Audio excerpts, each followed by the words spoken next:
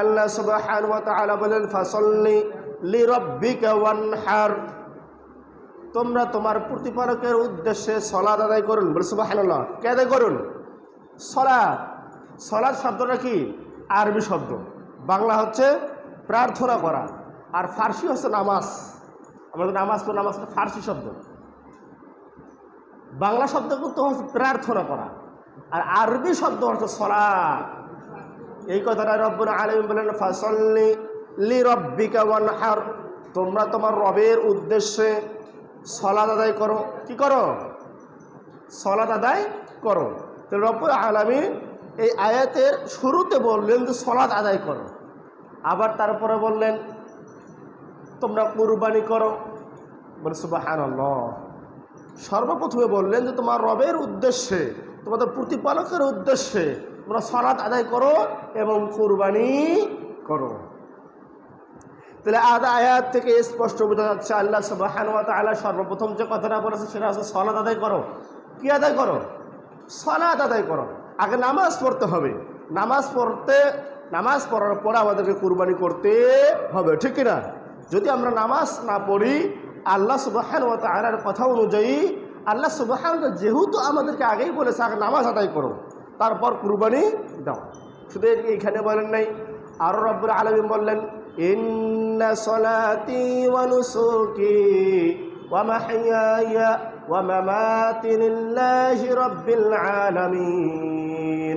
ইন্না সলাতি, নিশ্চয়, হে নবী আপনি বলুন নিশ্চয় আমার নামাজ, আমার কুরবানি, আমার জীবন, আমার মরণ, যা কিছু সমস্ত কিছু লিল্লাহি রাব্বিল আলামিন, ওই প্রতিপালকের জন্য। বলে সুবহানাল্লাহ। এইখানে আল্লাহ রাব্বুল আলামিন শুরুতে বললেন যে ইন্না সলাতি, নিশ্চয় আমার নামাজ, ওয়া নুসুকি, তারপর কুরবানির কথা বলেছে। তাহলে আগে নামাজ, তারপরে কুরবানি। একটা বিষয় লক্ষ্য করলে দেখা যায় নামাজ পড়া ফরজে আইন না ফরজে কিফায়া? ফরজে আইন।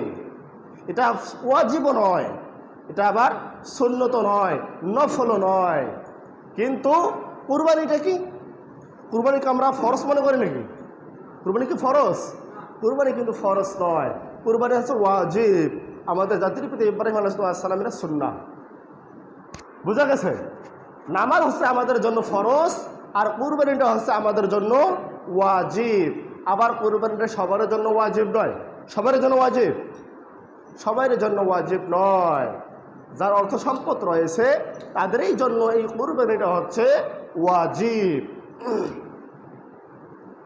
তাহলে অবশ্যই আল্লাহ সুবহানাহু ওয়া তাআলা যেহেতু বললেন যে তোমার প্রতিপালকের উদ্দেশ্যে ফাসাল্লি লিরাব্বিকা ওয়ানহার, তোমার প্রতিপালকের উদ্দেশ্যে তোমরা নামাজ আদায় করো এবং কুরবানি করো, তাহলে আমাদেরকে অবশ্যই কুরবানি করতে হবে। যার সামর্থ্য থাকবে তাকে অবশ্যই কুরবানি করতে হবে। রাসূল সাল্লাল্লাহু আলাইহি ওয়াসাল্লামের কথা হচ্ছে, ইবনে মাজাহ শরীফের হাদিস, যে ব্যক্তি সামর্থ্য থাকার সত্ত্বেও কুরবানি করলো না, সে যেন আমার ঈদগাহের ময়দানে না আসে। বলে নাউজুবিল্লাহ। রাসূল সাল্লাল্লাহু আলাইহি ওয়াসাল্লামের হাদিস। যে ব্যক্তি সামর্থ্য থাকা পরেও, সামর্থ্য আছে কুরবানি দেওয়ার, তারপরও সেই ব্যক্তি যদি কুরবানি না করে, সে যেন আমার ঈদগাহের ধারের কাছেও না আসে। দেখুন তাহলে কি কথা। তাহলে অবশ্যই আমাদেরকে কুরবানি করতে হবে। সম্মানিত উপস্থিতি, সময় অল্প আছে, আমি আর কয়েকটা কথা পারি দিই ইনশাআল্লাহ তাআলা। আগামী জুমায়, তার পরের জুমায় রয়েছে, আমি বিস্তারিত আলোচনা করবো ইনশাআল্লাহ। বিষয় হচ্ছে, এখন দেখুন কুরবানি তাহলে আমাদেরকে করতে হবে। যদি কুরবানি আমরা না করি সামর্থ্য থাকা অবস্থায়ও, তাহলে রাসূল সাল্লাল্লাহু আলাইহি ওয়াসাল্লাম সেজন্য আমাদের ঈদগাহে না আসে, তাহলে অবশ্যই আমাদেরকে কুরবানি করতে হবে। কুরবানি করার ফজিলত আছে না নাই? ফজিলত আছে না নাই?